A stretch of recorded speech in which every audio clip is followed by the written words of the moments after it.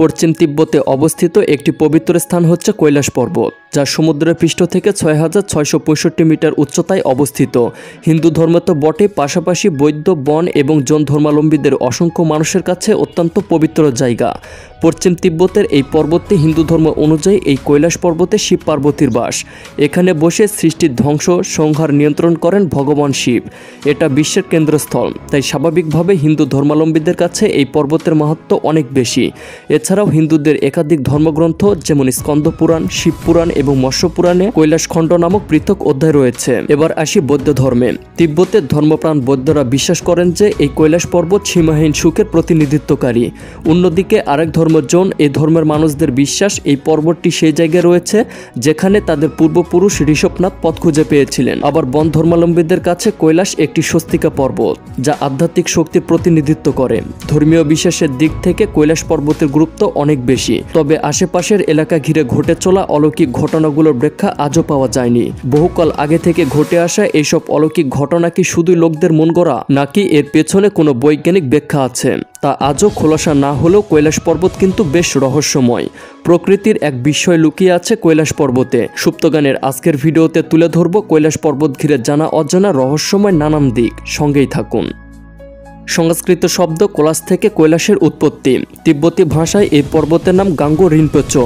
তিব্বতের বৌদ্ধ গুরু পদ্মসম্ভবাকে বলা হয় রিনপোচো, আর এভাবে নামকরণ করা হয়েছে কৈলাস পর্বতের। হিমালয়ে অবস্থিত এই কৈলাস পর্বত সেখানকার সবথেকে উঁচু পর্বত নয়, তবুও জেনে অবাক হবেন এভারেস্টের চেয়ে ২,২০০ মিটার কম উচ্চতা সম্পন্ন এই পর্বতশৃঙ্গে আজ পর্যন্ত কেউ আরোহণ করেনি। এর কারণ হচ্ছে ধর্মীয় বিশ্বাস। হিন্দু, বৌদ্ধ, বন এবং জৈন ধর্মের মানুষদের কাছে এই পর্বত পবিত্র হওয়ায় এটা বিশ্বাস করা হয় যে কৈলাস পর্বতে আরোহণ করা মানে দেবতাদের অপমান করার শামিল। তবে শোনা যায় মিলারোপা নামের একজন বৌদ্ধ সন্ন্যাসী এই পর্বতে আরোহণ করেছিলেন। তিনি প্রথম যে কৈলাস পর্বতে উঠেছিলেন এবং সেখান থেকে ফিরে এসেছিলেন। তবে তিনি ফিরে আসার পর নিজের যাত্রা সম্পর্কে তেমন কিছু না বলায় এটি আজও রহস্য হয়ে রয়েছে। তবে কিছু উৎস থেকে জানা যায় ফিরে এসে সন্ন্যাসী নিষেধ করেছিলেন এই পর্বত জয়ে যেতে, কারণ একমাত্র সেই ব্যক্তি নাকি এর চূড়ায় যেতে পারবে যার গায়ে কোনো চামড়া নেই। এরপর 4 জন পর্বতারোহী এই পর্বতে আরোহণের সময় মারা গিয়েছিলেন।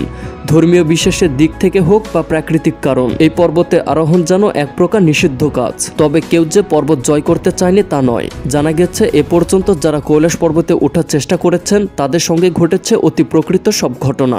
কিছুক্ষণ পরে শরীরের অঙ্গ প্রত্যঙ্গ কাজ করা বন্ধ করে দেয় এবং অকাল বার্ধক্য চলে আসে পর্বত আরোহীর শরীরে। হয়তো হঠাৎ ঝড় শুরু হয়, নয়তো ধেয়ে আসে পাথর।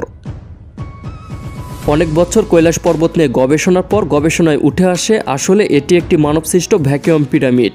তাদের ধারণা এই পর্বতটি 100টিরও বেশি ছোট পিরামিড দিয়ে বেষ্টিত।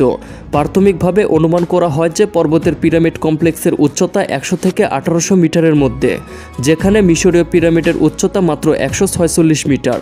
তাই বলা যায় পৃথিবীর সবচেয়ে উঁচু পিরামিড কৈলাস পর্বত। তবে হিন্দু ধর্মের বিশ্বাসের দিক থেকে এই পর্বতটিকে পৃথিবীর কেন্দ্র হিসেবে ধরা হয়। অবশ্য এর ভৌগোলিক বৈজ্ঞানিক ব্যাখ্যাও আছে। যুক্তরাজ্যের স্টোনহেঞ্জ থেকে এই পর্বতের দূরত্ব ৬,৬৬৬ কিলোমিটার, যা কৈলাস থেকে উত্তর মেরুর দূরত্বের সাথে মিলে যায়।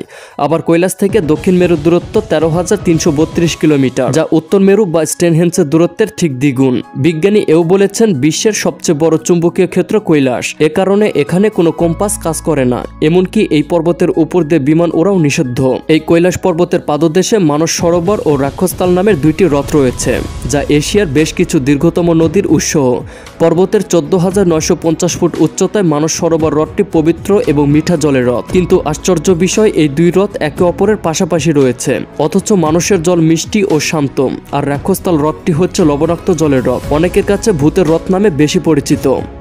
বন্ধুরা, ভৌগোলিকভাবে দক্ষিণ দিক থেকে দেখলে কৈলাস পর্বতের গায়ে ওম প্রতীক আছে বলে মনে হয়। জেনে রাখা ভালো, হিন্দু ধর্ম অনুযায়ী বিশ্ব ব্রহ্মাণ্ড সৃষ্টির সময় যে শব্দটি উৎপন্ন হয়েছিল সেটি ওম শব্দ। পাহাড়ের চূড়া থেকে বিশাল বরফের গর্ত থাকায় এবং অনুভূমিক শিলা গঠনের ভূপ্রাকৃতিক কারণে এমন আকৃতি গঠিত হয়। শুধু তাই নয়, কথিত আছে যে কৈলাস পর্বত বা মানস সরোবর হ্রদের কাছাকাছি এলে ধারাবাহিকভাবে একটি ধ্বনি শুনতে পাওয়া যায়। এই ধ্বনিটি অনেকটাই ওমের মতো শুনতে। তবে বৈজ্ঞানিকদের মতে বরফ গলা শব্দ হতে পারে এটি। বলা হয় যখন শব্দ ও আলো মিলিত হয় শুধু তখনই ওম শব্দটি উৎপন্ন হয়। আবার সূর্য অস্ত যাওয়ার সময় পর্বতের ছায়া এমনভাবে মাটিতে পড়ে যে ধর্মীয় প্রতীক স্তম্ভিকার সাথে মিল খুঁজে পাওয়া যায়, যা বিশেষ করে হিন্দু ধর্মানুসারীরা শুভ প্রতীক হিসেবে বিবেচনা করে। কথিত আছে কৈলাসের আশেপাশে যারা 12 ঘন্টা সময় ব্যয় করেন তাদের চুল এবং নখের বৃদ্ধি এত বেশি হয় যা স্বাভাবিক সময়ে 2 সপ্তাহের সমান। কিন্তু বিজ্ঞানী মনে করেন কৈলাস পর্বতমালায় এমন কোনো আধ্যাত্মিক শক্তি রয়েছে যা শরীর এবং মনকে উদ্দীপ্ত করে, কিন্তু এই শক্তি এবং চুল ও নখের বৃদ্ধির কোনো বৈজ্ঞানিক ভিত্তিমূলক ব্যাখ্যা আজও মেলেনি। কৈলাসকে ঘিরে এত রহস্য বিজ্ঞানীরা ব্যাখ্যা করতে পারেননি। তবে যত রহস্য থাক না কেন, ধর্মীয় বিশ্বাসের পর প্রাকৃতিক সৌন্দর্যে এই কৈলাস পর্বত অনন্য। আলো ছায় এর নানান রূপবদল এবং প্রাকৃতিক সৌন্দর্য মানুষকে বিমোহিত করতে বাধ্য। সবকিছু মিলিয়ে কৈলাস পর্বত তাই আজও এক রহস্যময় কুহেলিকা, যে কুহেলিকা শত বছর ধরে আকর্ষণ করে এসেছে মানবজাতিকে। আশা করি আজকের ভিডিওটি আপনাদের ভালো লেগেছে। যদি ভালো লাগে তাহলে একটি লাইক করতে পারেন। আপনারা যদি এ ধরনের ভিডিও দেখতে পছন্দ করে থাকেন তাহলে সুপ্তগান চ্যানেলটিকে সাবস্ক্রাইব করুন। ভিডিওটি এ পর্যন্ত দেখার জন্য ধন্যবাদ।